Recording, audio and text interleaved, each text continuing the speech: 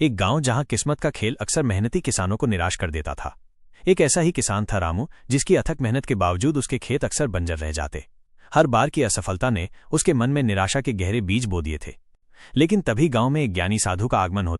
ये कहानी सिर्फ एक किसान के संघर्ष की नहीं, बल्कि आत्मविश्वास, अटूट लगन और आशा की शक्ति की है। तो चलिए कहानी शुरू करते हैं। एक गांव और अनमोल बीज की कहानी। अध्याय 1, निराशा के बादल और अनजानी चाह। उत्तर भारत के एक शांत सुरम्य गांव में, जिसका नाम शांतिवन था, जीवन धीमी गति से बहता था। हरे भरे खेत, कल कल करती नदियां और दूर क्षितिज पर सिर उठाए खड़े पहाड़, ये सब शांतिवन की पहचान थे। यहाँ के लोग मुख्यतः खेती पर निर्भर थे और प्रकृति उनकी अन्नपूर्णा थी। इन्हीं लोगों के बीच एक साधारण किसान रहता था, जिसका नाम था रामू। रामू अपने नाम के विपरीत भीतर से अक्सर अशांत रहता था। वो परिश्रमी था।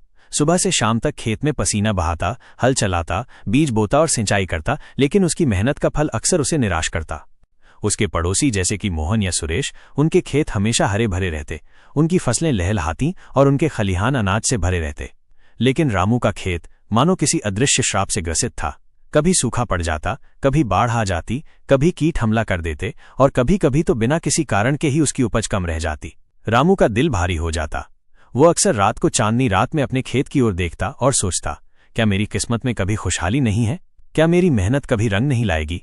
उसकी पत्नी राधा, जो उतनी ही सीधी और मेहनती थी, उसे सांत्वना देती, हार मत मानो स्वामी, ईश्वर एक दिन हमारी मेहनत का फल अवश्य देंगे। लेकिन रामू के मन में निराशा की जड़ें गहरी हो चुकी थीं। रामू ने हर संभव उपाय करके देखा था। उसने नए बीज खरीदे थे, अनुभवी किसानों से सलाह ली थी, यहां तक कि गांव के पंडित जी से पूजा भी करवाई थी। लेकिन परिणाम वही ढाक के 3 पात। उसकी आत्मा में एक खालीपन सा आ गया था। उसे लगता था कि शायद वो खेती के लिए बना ही नहीं है, या शायद किसी पूर्व जन्म के कर्मों का फल भुगत रहा है। यह सोच उसे और भी तोड़ देती। गांव में कुछ लोग उसे बदनसीब रामू कहने लगे थे, और ये बात उसके स्वाभिमान को और भी चोट पहुंचाती थी। वो अक्सर खुद को दूसरों से कटा हुआ महसूस करता था, अपनी असफलताओं के बोझ तले दबा हुआ। एक दिन गांव में एक अद्भुत खबर फैली। दूर किसी हिमालय की कंदराओं से एक ज्ञानी साधु, जिनका नाम प्रज्ञावंत था, शांतिवन पधारे थे। उनकी ख्याति दूर दूर तक फैली हुई थी। लोग कहते थे कि वे मन की बात जान लेते हैं, समस्याओं का समाधान बताते हैं और जीवन को एक नई दिशा देते हैं। प्रज्ञावंत साधु किसी धर्मशाला में नहीं रुके थे, बल्कि गांव के बाहर एक बरगद के पेड़ के नीचे अपना डेरा जमाया था, जहां से नदी का शांत प्रवाह सुनाई देता था। शुरुआत में रामू ने इस खबर पर ज्यादा ध्यान नहीं दिया। उसे लगा कि यह भी एक और पाखंडी होगा, जो सिर्फ उपदेश देकर चला जाएगा और उसकी समस्याओं का कोई हल नहीं निकालेगा।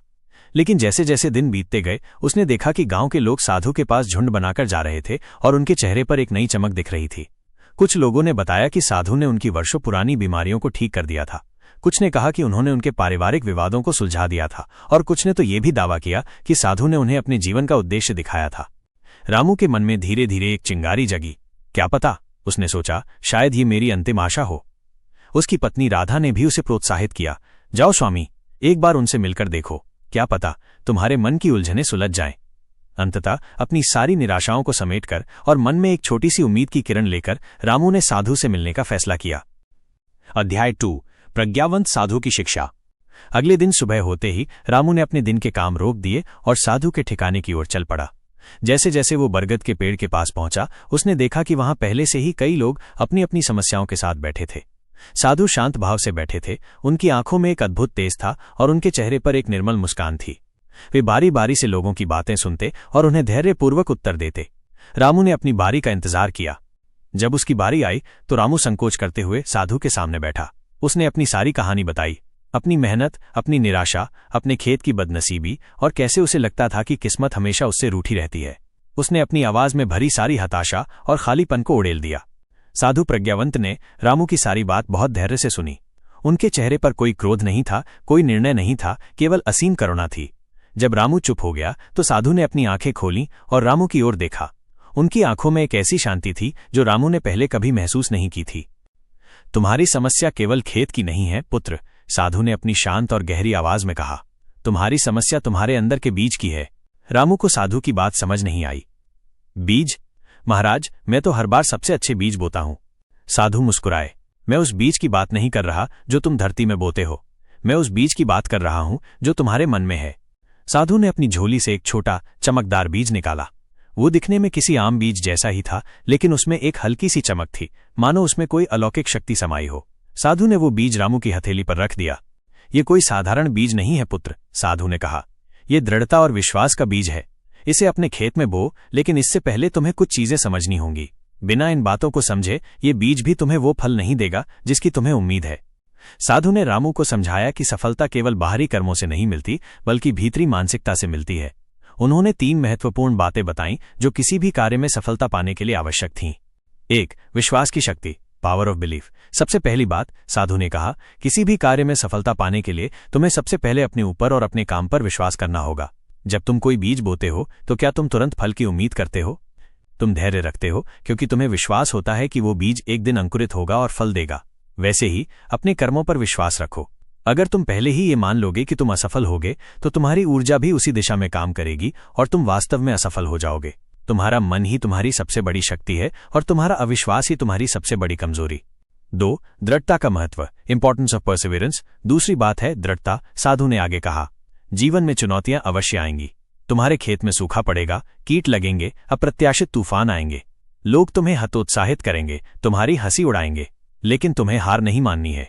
हर बाधा को एक अवसर के रूप में देखो। दृढ़ता का अर्थ है कि जब सब कुछ तुम्हारे खिलाफ लग रहा हो तब भी तुम अपने लक्ष्य पर टिके रहो, अपनी मेहनत में कोई कमी ना आने दो।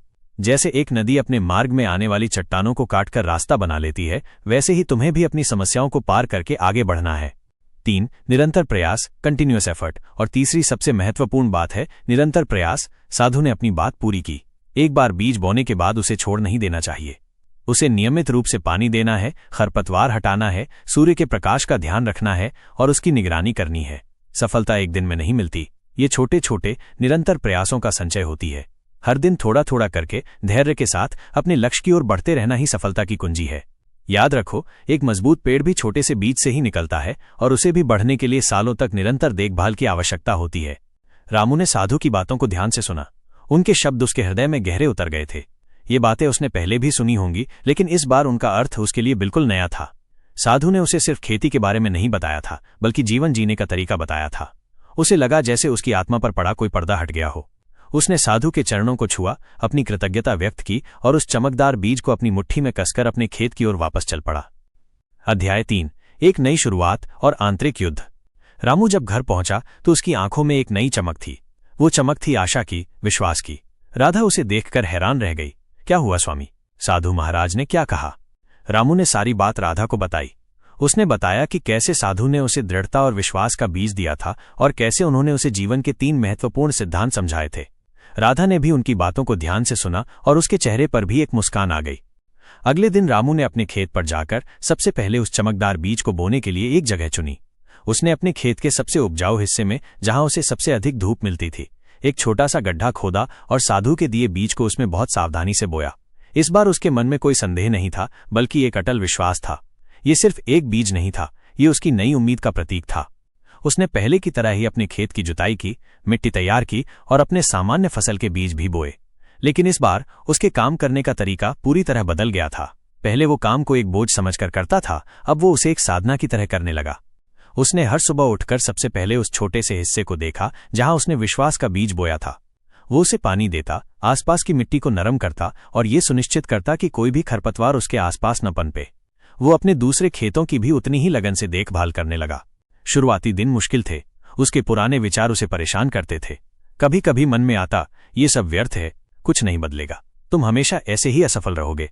ये अविश्वास के विचार उसके मन में उठने वाले छोटे छोटे तूफान थे। लेकिन हर बार जब ऐसा होता, रामू को साधु के शब्द याद आते, तुम्हारा मन ही तुम्हारी सबसे बड़ी शक्ति है और तुम्हारा अविश्वास ही तुम्हारी सबसे बड़ी कमजोरी। वो उन विचारों को झटक देता और अपने काम पर ध्यान केंद्रित करता। गांव के दूसरे किसान जो रामू के पुराने स्वभाव से परिचित थे, उसे देखकर हैरान थे। मोहन ने एक दिन उससे पूछा, रामू, तुम इतनी मेहनत क्यों कर रहे हो? मुझे तो नहीं लगता कि इस बार भी तुम्हारी फसल अच्छी होगी। सुरेश ने भी हंसते हुए कहा, लगता है रामू ने अपना दिमाग खो दिया है, इतनी मेहनत तो कोई नहीं करता। रामू ने उनकी बातों पर ध्यान नहीं दिया। उसने मुस्कुराकर जवाब दिया, मुझे इस बार अपने काम पर पूरा विश्वास है भाई, और मेरी मेहनत कभी बेकार नहीं जाएगी। वो जानबूझकर बहस में नहीं पड़ता था। उसने सीखा था कि कुछ लोग तब तक नहीं समझते जब तक वे परिणाम अपनी आंखों से न देख लें। उसने अपनी सारी ऊर्जा अपने काम में लगाई। अध्याय 4, चुनौतियों का सामना और दृढ़ता का इम्तिहान। फसल का समय धीरे धीरे आगे बढ़ रहा था और प्रकृति ने रामू की दृढ़ता की परीक्षा लेना शुरू कर दिया। सबसे पहले गांव में सूखे का प्रकोप आया। कुछ हफ्तों तक बारिश नहीं हुई। सूरज की तपती किरणें धरती को झुलसा रही थीं और खेत सूखने लगे थे। नदी का पानी भी कम हो गया था। दूसरे किसान निराश होकर बैठ गए थे। मोहन और सुरेश ने कहा, ये तो भगवान का कोप है, हम कुछ नहीं कर सकते। उन्होंने अपने खेतों को भाग्य के भरोसे छोड़ दिया। लेकिन रामू ने हार नहीं मानी। उसे साधु के शब्द याद आए, दृढ़ता का अर्थ है कि जब सब कुछ तुम्हारे खिलाफ लग रहा हो तब भी तुम अपने लक्ष्य पर टिके रहो। उसने सोचा कि उसके पास गांव में एकमात्र गहरा कुआं था। वो सुबह जल्दी उठता, कुएं से बाल्टियों में पानी भरता और अपने खेतों तक ले जाता। ये एक थका देने वाला काम था। उसकी पीठ दुखती थी, उसके हाथ छिल जाते थे, लेकिन उसने एक भी दिन पानी देना बंद नहीं किया।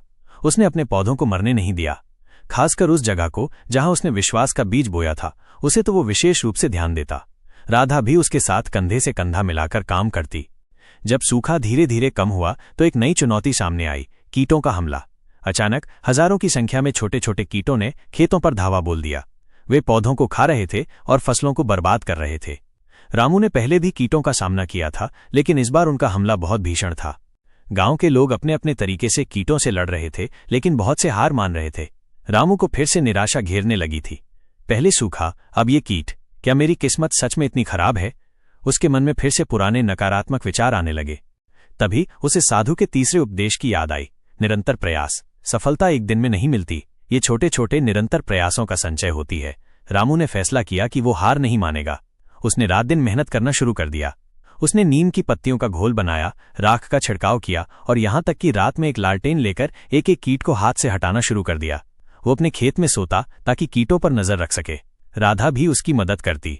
वे दोनों मिलकर कीटों से लड़ते रहे जब तक कि उनका प्रकोप कम नहीं हो गया। इस दौरान रामू को गांव के कुछ लोगों की आलोचना भी सहनी पड़ी। देखो रामू को, पागल हो गया है, इतनी मेहनत से क्या होगा, ये कीट तो सब कुछ खा जाएंगे। कुछ लोग तो उस पर हंसते भी थे, लेकिन रामू ने उन आवाजों को अपने कान में घुसने नहीं दिया। उसने अपने लक्ष्य पर ध्यान केंद्रित रखा। वो जानता था कि उसकी लड़ाई केवल कीटों या सूखे से नहीं थी, बल्कि अपने अंदर के संदेह और बाहरी दुनिया की नकारात्मकता से भी थी। धीरे धीरे रामू के खेत में दृढ़ता का बीज अंकुरित होने लगा था।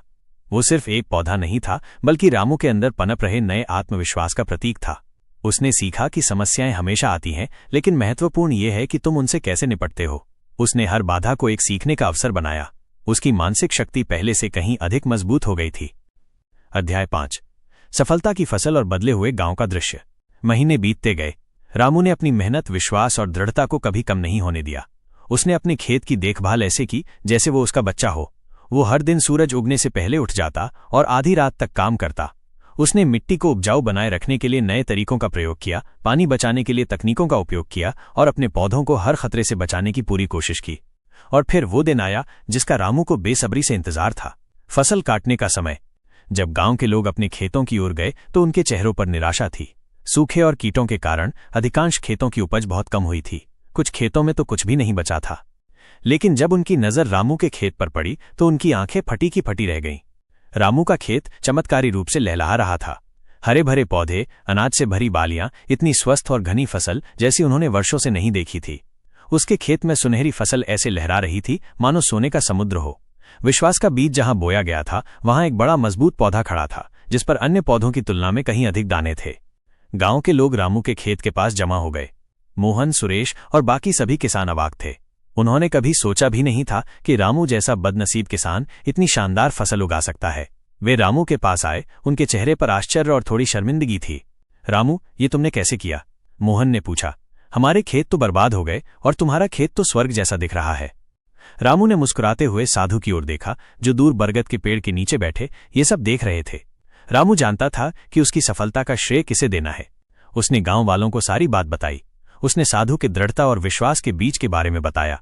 उसने बताया कि कैसे उसने साधु के 3 उपदेशों, विश्वास, दृढ़ता और निरंतर प्रयास माइनस को अपने जीवन में उतारा। उसने बताया कि कैसे सूखे और कीटों के दौरान उसने हार नहीं मानी, बल्कि और भी अधिक मेहनत की। ये केवल मेरे शरीर की मेहनत नहीं थी भाइयों, रामू ने कहा, ये मेरे मन का बदलाव था। मैंने सीखा कि जब तक हम अपने अंदर विश्वास नहीं रखते तब तक कोई भी बाहरी मदद हमें सफल नहीं बना सकती।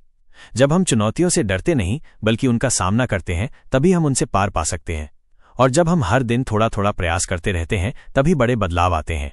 गांव के लोग रामू की बातों से बहुत प्रभावित हुए। उन्हें अपनी गलतियों का एहसास हुआ। उन्होंने देखा कि रामू ने सिर्फ खेत में फसल नहीं उगाई थी, बल्कि उसने अपने अंदर भी एक नई फसल उगाई थी, आत्मविश्वास, साहस और धैर्य की फसल। रामू की सफलता ने पूरे गांव को बदल दिया। लोग अब उसे बदनसीब रामू नहीं बल्कि प्रेरणा स्रोत रामू कहने लगे थे। उसने अपनी फसल का एक हिस्सा गांव के उन लोगों को भी दिया जिनकी फसल खराब हो गई थी। उसने दूसरों को भी समझाया कि कैसे वे अपनी सोच बदलकर अपने जीवन को बदल सकते हैं। उसने उन्हें बताया कि बीज केवल धरती में नहीं बोए जाते, वे हमारे विचारों और हमारे कार्यों में भी बोए जाते हैं। अध्याय 6 अनमोल विरासत और अनंत प्रेरणा। प्रज्ञावंत साधु ने रामू की सफलता देखकर मुस्कुराया।